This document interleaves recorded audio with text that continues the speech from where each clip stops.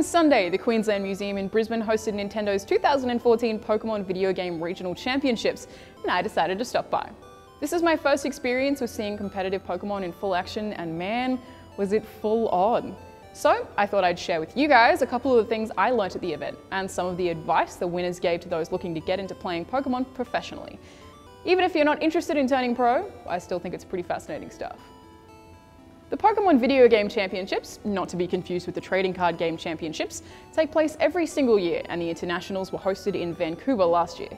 This year, one winner from the Masters Division, which is anyone over 15, one winner from the Seniors Division, which is, funnily enough, people between 12 and 15, and one winner from the Juniors Division, which is people under 12, get the chance to fly to Washington to compete against representatives from other countries. The game this year is X and Y, being that it's the most recent, and the competition works through rounds of elimination.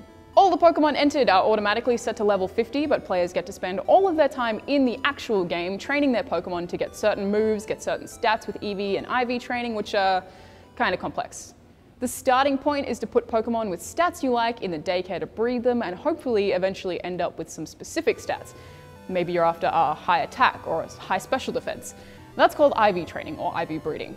And they say Pokemon is a kid's game, right? Next comes EV training, which is where your Pokemon will earn certain stat points, like 1 point to their special attack, which is called an EV, based on what other Pokemon they fight. Every Pokemon you fight will give you an EV stat, so the idea here is that you scour the wild for a Pokemon that you know will give you the stat you want, and there are plenty of databases for this kind of thing online.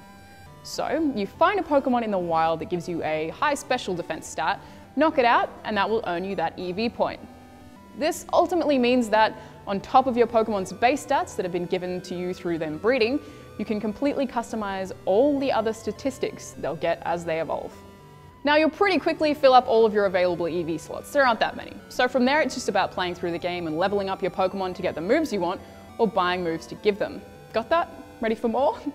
At the Queensland Museum, the finals, which are the best of 3 type of matches, were broadcast on a TV so you can see what teams are picked and what moves they use. And honestly, there are a lot of the same Pokemon. A whole lot of Mega Kangaskhans.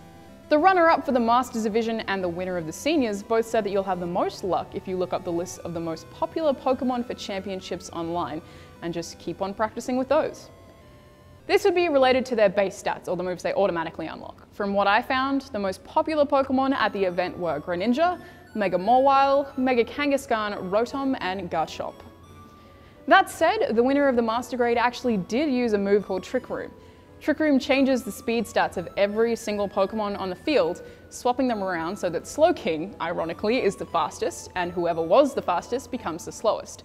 There are so many seemingly simple moves like this that can just completely change the tides of any Pokemon battle. But hopefully you guys have heard enough to set off on your own Pokemon training adventure, and who knows, you might end up at the International Championships one day.